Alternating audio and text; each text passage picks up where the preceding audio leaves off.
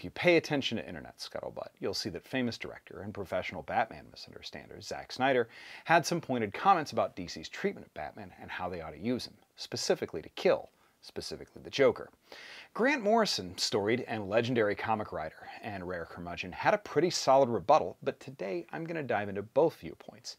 Why they're both technically a little bit incorrect, some more than others, but why Morrison's response still makes more sense in modern continuity. Stick around. I'm Dan Upton, and this is the Doomcast.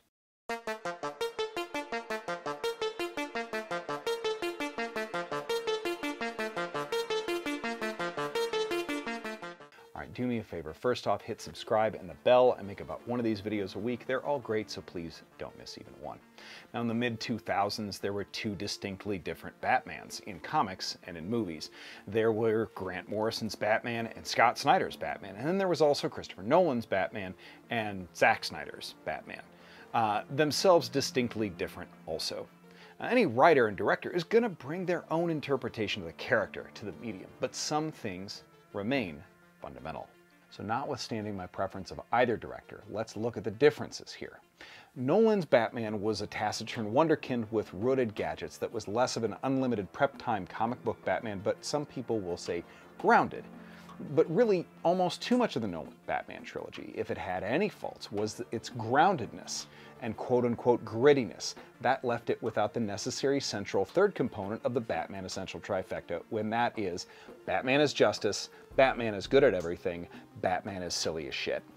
There was no point where the inherent silliness was still actually silly. It was acknowledged, but never fully played to. Not a fault necessarily, just part of the ethos and part of the aesthetic. Joel Schumacher Batman had way too much silly. The Snyder Batman also mostly embraced these things as well and even leaned into the silliness. People accepted Affleck as Batman and he did a great job. No fault to him at all. Snyder didn't do a poor job of directing Batman vs. Superman because he held to the vision that he had. I just don't think he understood either of the essential characters, Batman or Superman or Lex Luthor. In Snyder's interview with Variety, he said, quote, "People are always like, Batman can't kill, so Batman can't kill as canon." And I'm like, okay, well, the first thing I want to do when you say that is I want to see what happens. And they go, well, don't put him in a situation where he has to kill someone. I'm like, well, that's just like you're protecting your God in a weird way, right? You're making your God irrelevant. He describes himself as deconstructing superheroes, which I think he also misunderstands. Deconstruction is to break down essentials to their parts, not to try to get them to act counter to their nature. That isn't the same thing. Also, I don't understand how killing someone makes you relevant and not killing someone makes you irrelevant. A really strange statement. Making Batman and Superman kill, or angry, or lash out violently, or lose control isn't exploring any essential part of their character. It's inverting those things. That's all. We already know what Batman and Superman would do if they lost control. That's why their enemies are the people that they are. Joker, a dark emanation of Batman, and likewise Superman has Luthor, Bizarro, Brainiac, take your pick. Morrison argues that Batman choosing not to kill is to distinguish himself from his enemies. I would tend to agree. Quote, "That Batman puts himself in danger every night, but steadfastly refuses to murder is an essential element of the character's magnificent, horrendous, childlike psychosis." And I think they mean that. They further explain that. In keeping with the third tenet, Batman is silly, Batman never grew out of his childlike simplistic view of the world, which is everything is very much dichotomous and very good and evil. Batman swore an oath to combat evil dressed as a bat and kept it into his late 30s or early 40s depending on how old you believe Batman is. And that's justice, that's being good at everything, and that's fucking silly. That's not realistic at all. Morrison has previously explained why adults tend to ruin comic book stories by asking things like who fills the tires in the Batmobile, because the answer is nobody, because it's fiction. Maybe Robin, maybe Alfred, maybe Batman, and who cares? While I agree with their general sentiment there, I also feel like this is essential to a good writer. You have to answer those kinds of questions, yes, but that isn't Morrison's point.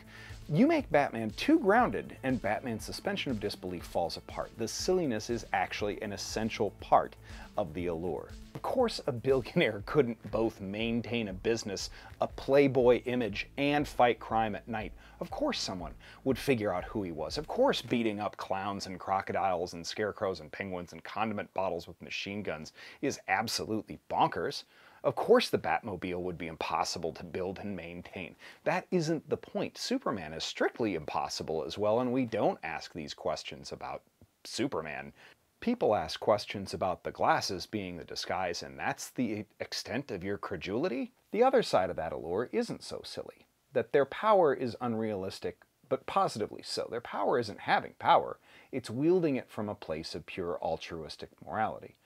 Of course Batman and Superman weren't always the moral paragons we think of them as, at least not immediately. Batman was straight up murdering people off the bat, pun intended, in Detective Comics 27, kicked a dude's head nearly clean off, and machine guns were on the Bat plane out of the gate, and he was happy enough to use other guns when it suited him, and even kept that thing on him.